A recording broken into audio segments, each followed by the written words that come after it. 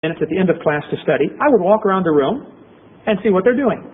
If a student is working rapidly, and if they're working on the questions and John's already up to question number 10, I would say, wow, John here, and I put my initials at the top of his paper, KH. The next day, when we graded the questions or passed them in and collected them, or however you did it, if I saw a KH on there that I signed, he got 5 points bonus because he was using his time wisely. And that encouraged them to use those last 3 or 4 or 5 minutes of class wisely. Students need to learn it's the minutes that they waste that end up being homework assignments not done and major things not done. If you learn to use every second wisely, you can get everything done in this life and without having to be nervous about it.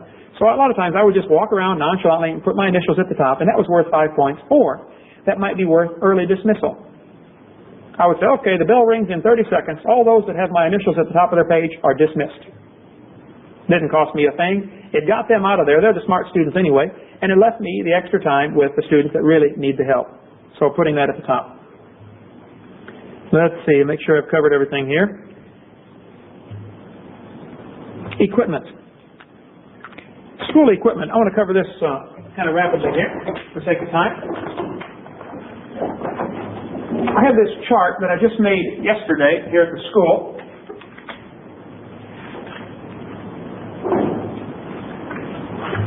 An idea you may or may not want to use at your school. For PE, many smaller schools have a hard time with PE equipment, and they just don't have everything they should have. And they feel, especially small Christian schools, feel inferior. They've only got 30 or 40 or 50 kids, and how do you compete with other schools? You get slaughtered in basketball, slaughtered in everything, and so they feel, hey, there's no hope. And then they get this attitude of, well, I'm going to this rinky-dink school, and it's no big deal. By making a big chart, this is just 4 pieces of poster board. And the laminator caught a piece for me, I'm sorry for that, but I've done it a number of times at schools where you make a big board, and I put the school record. And you can put the name of the school on there, whatever the name of your school is. This is the school record. And this was just for athletics. It could be done for a number of subjects, academics also, I'm sure. But down the side are 3 different categories. Events dealing with speed, strength, and coordination. I have 14 different events here. 50-yard dash, 100-yard dash, 220, 440, shuttle run, where you run 40 feet 4 times. You go pick up the eraser, come back, run, pick up the other eraser, come back, the shuttle run. This was done for time. These different events, push-ups, pull-ups, etc., and I will get a small version of this and fold it up and stick it in with this videotape so that everyone who gets this tape will have these events in the order that we've done it at many schools. Across the top are 2 categories, girls and boys. Each of those is divided up into 4 groups, 5 to 8-year-old, 9 to 11-year-old, let me get on the other side here a little bit, 12 to 14-year-old, and 15 and up is the way we did it. Then, the student can set the school record in any of those events that they choose. For instance, during recess or PE or kindergarten time or whatever, you can say, okay, boys and girls, today we're going to set the 50-yard dash record. And they would, the 5-year-olds, if you have 5-year-olds, you set up a 50-yard dash marked off on your parking lot someplace, and you get a stopwatch and you can time the kids and learn to do it rapidly where you can run a herd of kids do in a hurry, like get 4 people timing and 4 people running. Say, okay, now George, you're going to time this kid, and you're going to time this one, and you time this one, and you can get the whole class to much more rapidly that way. But the student with, of course, the best score in that age group gets his name on the school record chart. This is laminated, just 4 pieces of poster board.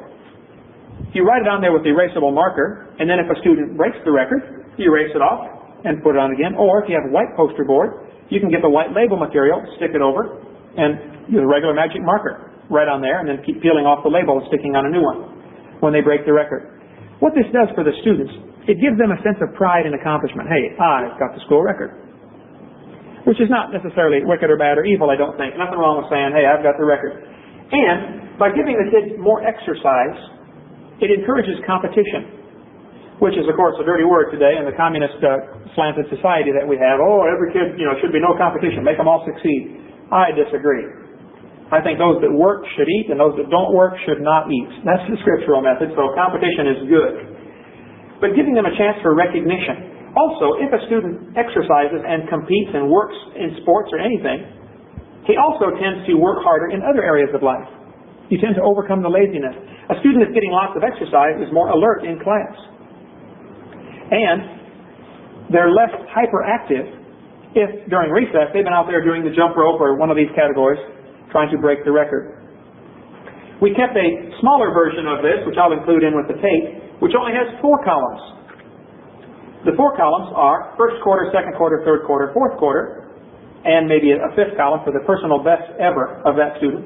And then we made just a sheet of paper where the same events in the same order were in a notebook, one for each student. And the PE teacher would say, okay, today we're going to do push-ups.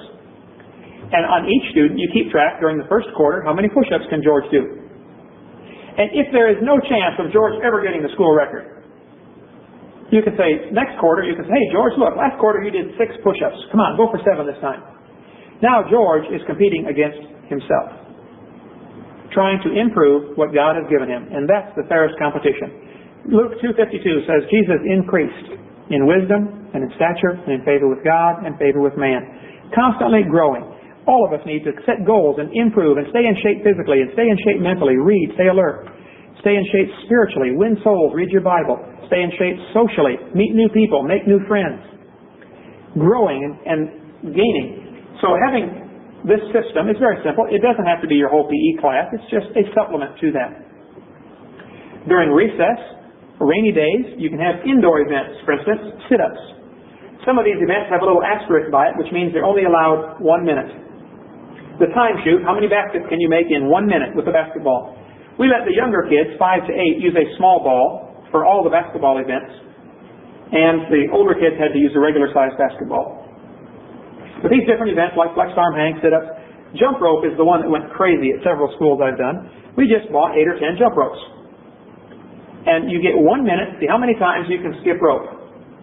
Well, if you get the class divided up in 2 groups where one group jumps and the other group, everybody gets a partner and they count, you can have half of the class jump and the other half count and then swap, and you can do your whole class in 2 or 3 minutes. Have a class secretary write down the scores.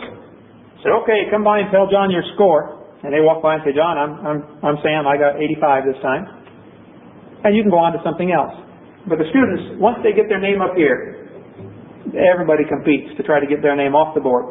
We said if they age out, they grow out of a category, that record stays until somebody else comes along and beats it. Just because he goes from 8 to 9 years old doesn't mean you erase his record. No, it stays there permanently unless somebody comes along and beats it.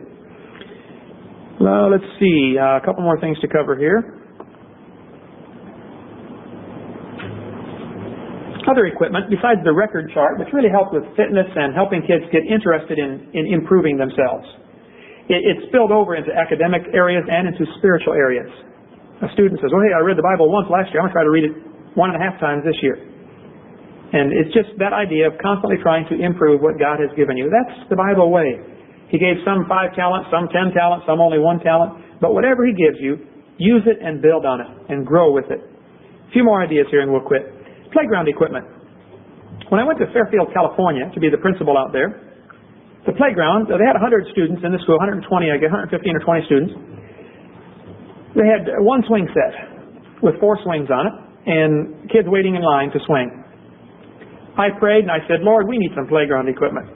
Also, we needed a bike rack. And one of the teachers said, man, the bikes are on the sidewalk. You know, we got to get some bike rack to put the bikes in. So in teachers' meeting one day we prayed and said, Lord, would you please supply us some equipment? It's so expensive. Within a week I was driving along and I spotted a huge pile of playground equipment at the corporation yard where they take care of the parks and recreation. I went in and I knocked on the door and I found out who was in charge and I said, hey, what's this big pile of old equipment you've got out here in the back? He said, oh, it's either something's broken on it, so we took it out of the park, or some kid got hurt on it someplace in some other city, and so all the parks have taken that piece out. Or we just don't have room for it. There were 2 whole parks in there. They had put a new road across town and eliminated the whole park and just piled the equipment up. I said, sir,